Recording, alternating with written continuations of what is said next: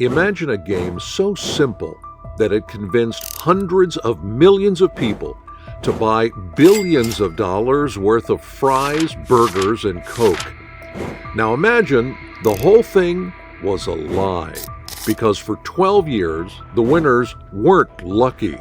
They were chosen by a corrupt ex-cop with a briefcase full of million-dollar game pieces.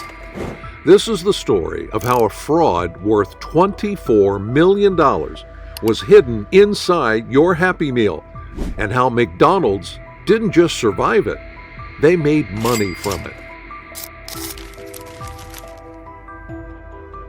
In 1987, McDonald's launched a marketing campaign that would go on to become one of the most successful in corporate history, the McDonald's Monopoly game.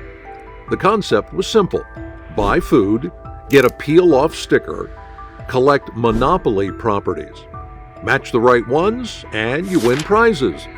The range of rewards was massive. Free food, branded merchandise, cash, vacations, even a $1 million jackpot. And Americans couldn't get enough. People bought extra fries just to get more stickers. They compared game pieces at work. They traded them on online forums. Some families planned their entire dinner routines around increasing their odds. But this wasn't just a fun promotion. It was a high-performance revenue machine. Behind every Big Mac and fries sold during Monopoly was a massive spike in sales and a carefully engineered psychological system.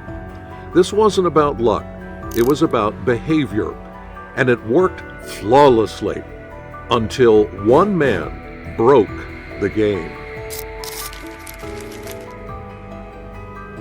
Meet Jerome Jacobson, a former police officer turned head of security for Simon Marketing, the agency McDonald's contracted to run Monopoly and other promotional campaigns. Jerome had access to everything. His job? Guard the rare, high-value game pieces, the ones worth hundreds of thousands or even $1 million, and oversee their secure delivery. But instead of protecting them, he started pocketing them. At first, it was small. He gave a winning ticket to his stepbrother. No one noticed. Then he gave one to a friend. Still, no alarm bells.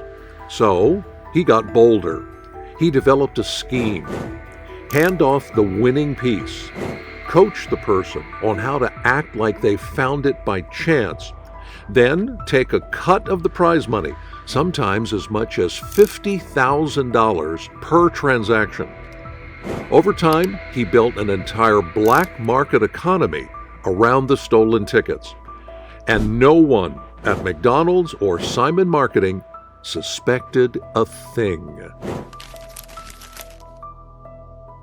Jerome Jacobson's black market lottery wasn't just a side hustle, it became an enterprise. He recruited middlemen to find people with clean records who could pass as legitimate winners. These weren't innocent coupon clippers. They included strip club owners, drug traffickers, even a psychic from South Carolina, and later actual members of the Colombo crime family.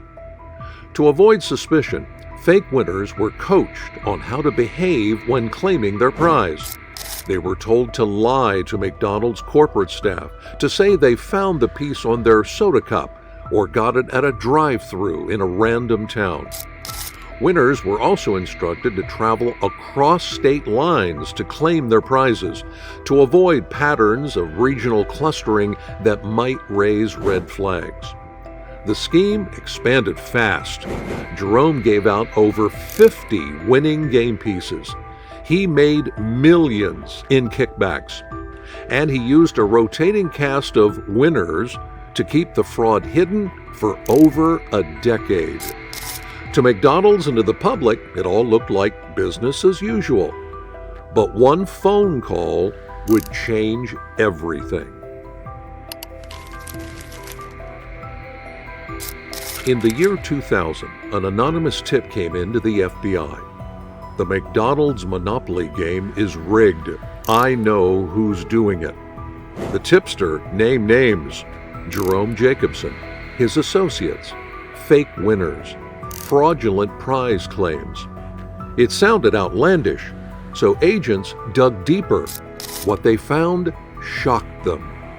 Over the next year, the FBI launched Operation Final Answer. They wiretapped phones, installed hidden cameras, monitored suspicious travel activity, and watched as middlemen exchanged game pieces in diners, parking lots, and airport terminals. They documented fake winners receiving checks, only to hand off thousands in cash to Jerome's crew days later. By 2001, the FBI had seen enough. They moved in for the arrest. On August 22, 2001, the FBI arrested Jerome Jacobson and indicted 53 others tied to the scam. It was a media circus. Morning talk shows ran skits mocking the fraudulent Fry guys. The New York Times called it the most bizarre case of marketing fraud in modern corporate history. Jerome pled guilty. He was sentenced to 37 months in federal prison.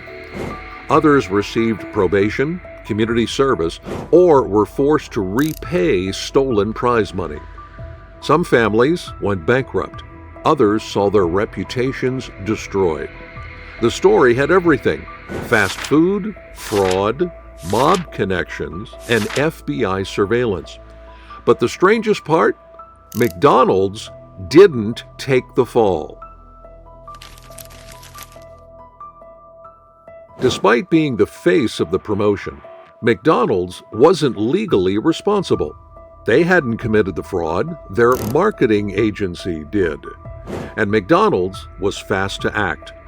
They terminated Simon Marketing, issued a public apology, hired new auditors to oversee promotions, and announced a fresh round of monopoly, now with enhanced security. But here's what's crazy. Within months, the public moved on. There was no mass boycott, no collapse in sales, no serious reputational damage. In fact, when the next Monopoly game launched, customers lined up to play because the magic of the campaign wasn't the winning, it was the illusion. People didn't need to know someone who won, they just needed to believe they could. Why did people keep playing, even after the scam? Because this wasn't just a contest, it was a psychological machine. Let's break it down. Loss aversion. Once you had a few Monopoly pieces, your brain felt committed. Throwing them away felt like losing progress. The near-miss effect. If you had 2 out of the 3 winning pieces, say Boardwalk and Park Place, your brain didn't register failure, it saw momentum. Almost there. Try again. Variable rewards. Every meal came with the chance for something: a free Coke, a large fries, or nothing. This unpredictability, like a slot machine, made the process addictive. Habit loop engineering. Playing Monopoly meant eating McDonald's. The peel became part of the meal. You weren't buying dinner, you were buying a dopamine hit.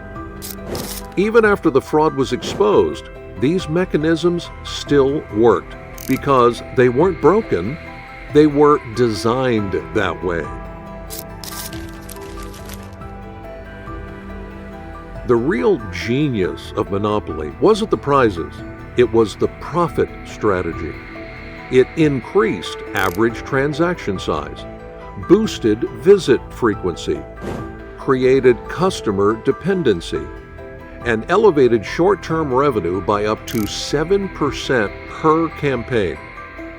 Customers felt in control, but their behavior was being engineered. And even when no one truly won, the house always did.